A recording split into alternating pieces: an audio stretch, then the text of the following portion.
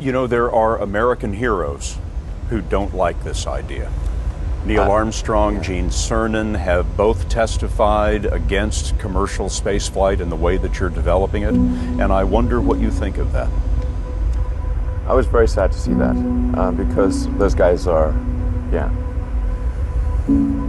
those guys are heroes of mine, so it's really tough. You know, I wish they would come and visit and see the hardware that we're doing here. And I think that would change their mind. They inspired you to do this, didn't they? Yes. And to see them casting stones in your direction.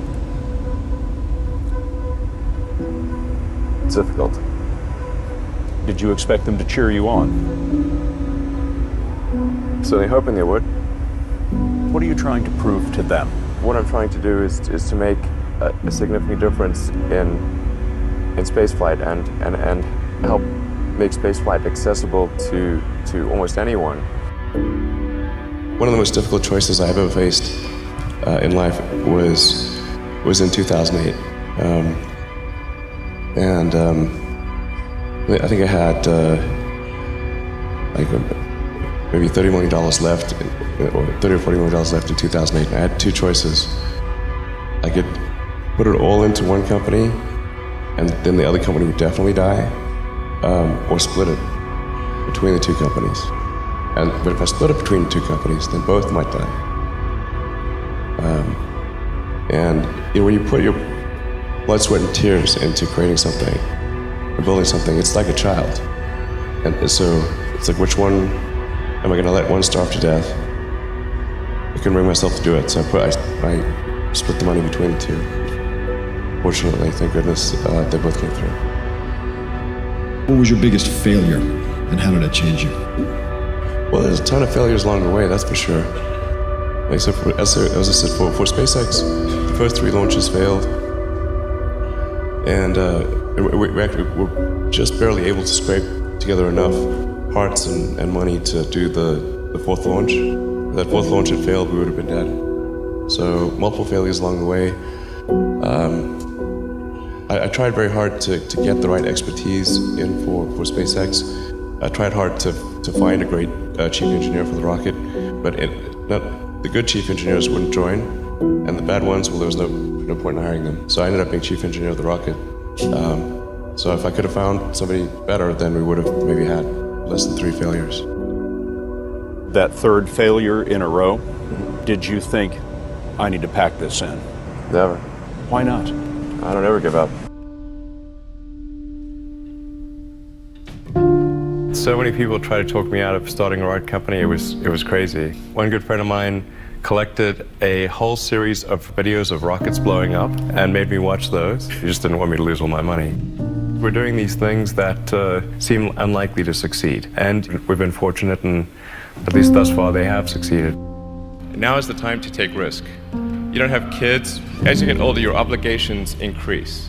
And once you have a family, you start taking risk not just for yourself, but for your family as well. It gets much harder to do things that might not work out. So now is the time to do that before you have those obligations. So I would encourage you to take risks now. Do something bold.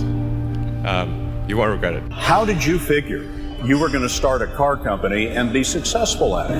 Well, I didn't really think Tesla would be successful. I thought we would most likely fail.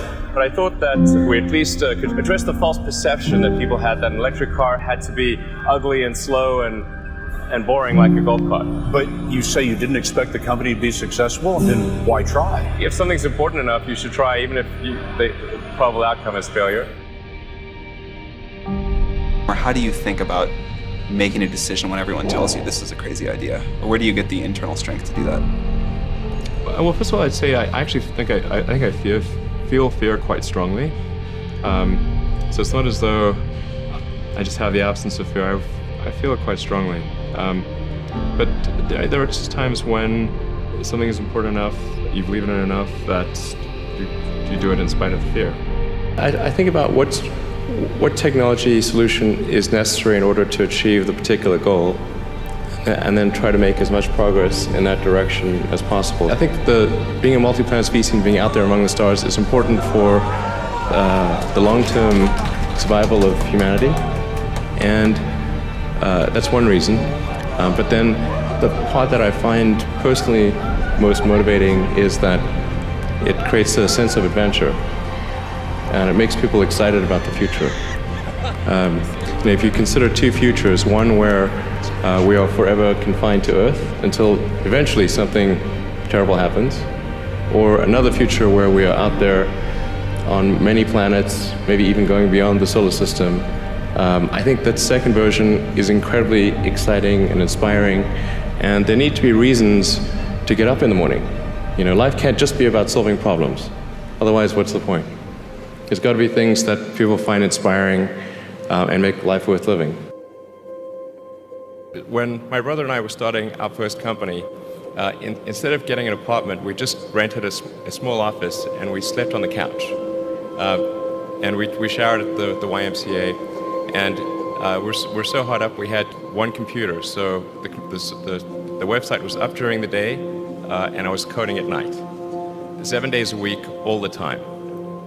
And I sort of briefly had a girlfriend in that period, and in order to be with me, she had to sleep in the office.